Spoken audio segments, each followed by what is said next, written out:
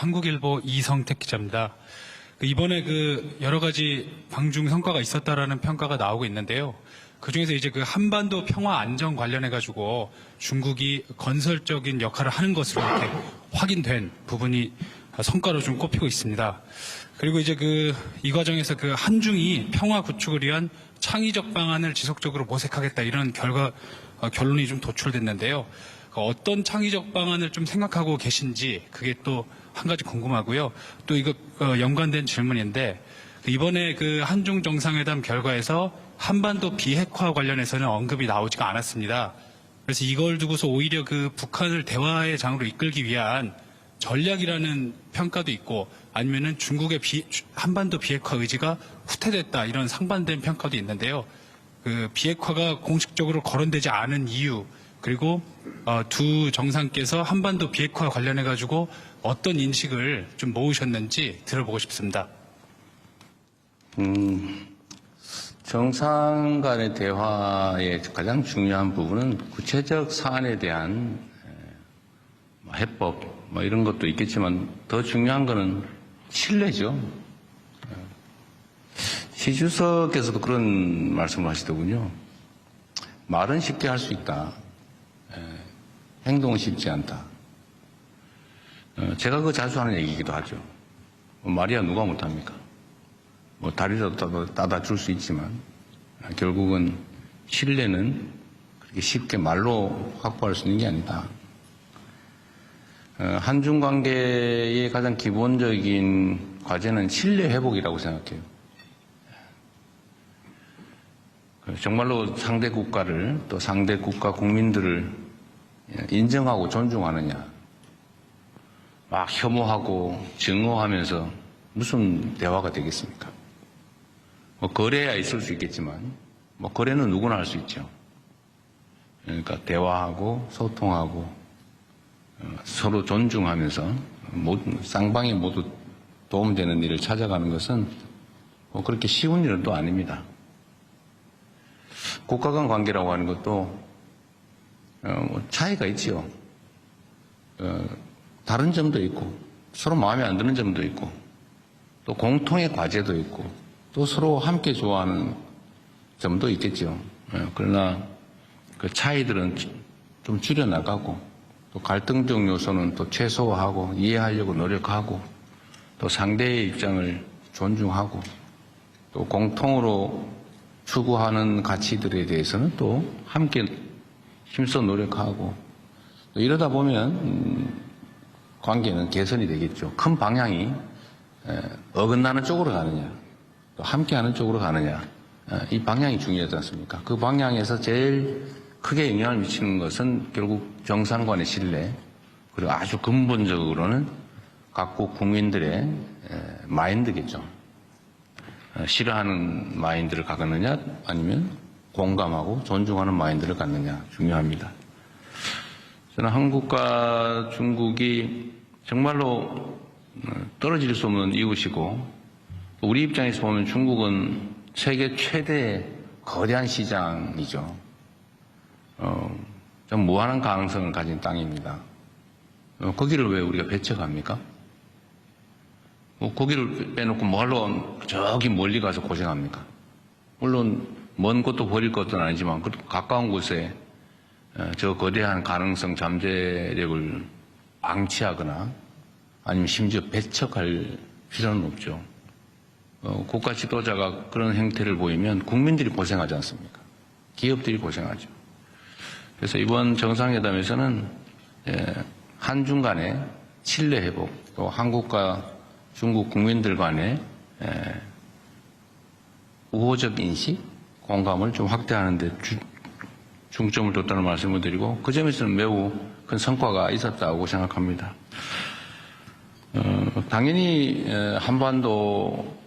한반도를 중심으로 한 평화와 안정은 중요한 의제이죠. 당연히 아주 긴 시간 깊이 있는 논의를 했습니다. 그러나 이게 우리가 있는 얘기를 모두 대외적으로 공개를 하는 게 바람직할 때도 있고 또 그게 불필요한 오해를 낳을 수도 있거나 이렇기 때문에 일부만 얘기하는 겁니다. 한반도 평화와 안정이 중국에게도 매우 중요한 관심사라는 점은 당연히 공감했습니다. 우리 대한민국 입장에서도 국가 존속의 문제, 또 대한민국 성장 발전에 크게 영향을 미치는 중요 의제인 건 또 명백하죠. 제가 중국 측에 요청을 한 게 있습니다. 북한의 핵 문제를 포함해서 한반도의 이 문제에 대해서 좀 중재 역할을 좀 해주면 좋겠다. 우리는 모든 통로가 막혔다. 신뢰가 완전히 제로일 뿐만 아니라 적대감만 있다. 그래서 우리는 노력하지만 지금 현재는 완전히 차단된 상태라서 소통 자체가 안 되니까 중국이 그 중재자 역할을, 평화의 중재자 역할을 좀 해주면 좋겠다. 이렇게 얘기했습니다. 시 주석께서는 지금까지 노력을 평가하고 인내심을 가질 필요가 있다. 이런 얘기를 했습니다. 근데 인내심에 관한 얘기는 시 주석뿐만 아니라 이창 총리도 똑같은 얘기를 하더군요. 인내심 얘기를. 그 말이 맞습니다. 우리가 꽤 오랜 시간 동안에 북한에 대해서 군사적 공격 행위를 했지 않습니까? 사실 북한에서는 엄청 불안했을 겁니다. 우리가 상대와 대화하려면 상대의 입장을 이해해야죠. 또 우리 북한 편들었다고 종북이라고 할 겁니까? 그러니까 이건 냉정한 현실이죠. 아마 엄청난 경계심과 적대심을 유발했습니다. 대화가 쉽지 않죠. 꽤 오랜 시간 그렇게 싸워온 업보라고 할까? 싸워온 적대가 있기 때문에 여기에 완화돼서 좀 대화가 시작되려면 많은 시간과 노력이 필요합니다. 그리고 주변의 역할도 필요하죠. 중국에 그 부탁을 했고, 중국은 어쨌든 그 역할에 대해서 노력해보겠다고 합니다. 한반도 핵 문제도 당연히 심각하게 논의하죠. 제가 얘기한 건 그런 겁니다. 서로 상대방이 결코 받아들일 수 없는 이야기를 주장만 하면 아무것도 이루어지지 않는다. 그리고 현실에 입각해서 서로가 수용할 수 있는 합리적인 안을 도출해야 한다. 주변 국가든 북측이든 우리 한국이든 다 수용할 수 있는 방안을 찾아내야 된다. 그래서 하나의 공감할 수 있는 사안은 있죠. 예를 들면 북측 입장에서는 체제 안전, 그리고 여기에 미국의 역할이 중요하다. 이거 중국 최고 지도자 모두가 똑같이 얘기하는 겁니다. 뭐 우리도 알고 있죠. 북미 관계가 중요하고 또 북측 입장에서는 여기서는 체제 안전의 문제가 제일 중요하다. 뭐 모두 알고 있는 사실입니다. 여기서 제가 좀 추가로 얘기한 거는 이런 거죠. 지금 이 상황이 계속 방치되는 것 자체가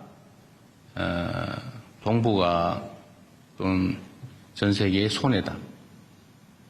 어떤 손해냐? 끊임없이 핵무기는 추가 생산되고 있다. 끊임없이 대륙간 탄도 미사일 기술은 개선되고 있다. 체제 유지에, 체제 보호에 필요한 만큼의 생산이 이루어진 다음에 추가 생산되는 핵무기는 아마 국경 밖으로 유출될 가능성이 높아진다. 그게 전 세계의 평화와 안정에는 위해인 게 분명하죠. 그게 누구에게 도움이 되느냐? 아무에게 도움이 안 되죠. 또 한반도는 장기적으로는 비핵화해야 되지만 북한 정권 입장에서 지금 핵을 없애는 걸 동의할 수 있겠냐? 뭐 그렇게 하면 좋지요. 근데 되겠냐? 수용할 수 있을까? 제가 보기에는 불가능하다고 생각됩니다. 그럼 방치할 거냐? 결국 여기서 실현 가능한 모두에게 도움되는 길을 찾아내야죠. 그래서 중단하는 거, 현재 상태에서 중단하는 거, 추가 생산을 하지 않고 국외로 핵물질을 반출하지 않고 더 이상 ICBM 개발을 하지 않는 것만도 이익이니까 그 이익을 포기하는 보상 또는 대가를 지급하고 일단 할 수 있지 않냐. 일단. 단기적으로. 그리고 여기 어느 정도 되면 중기적으로 좀 감축해 나가자. 그리고 좀 길게 봐서 한반도, 핵 없는 한반도, 이거는 포기하지만 말아야 한다. 장기적인 목표로.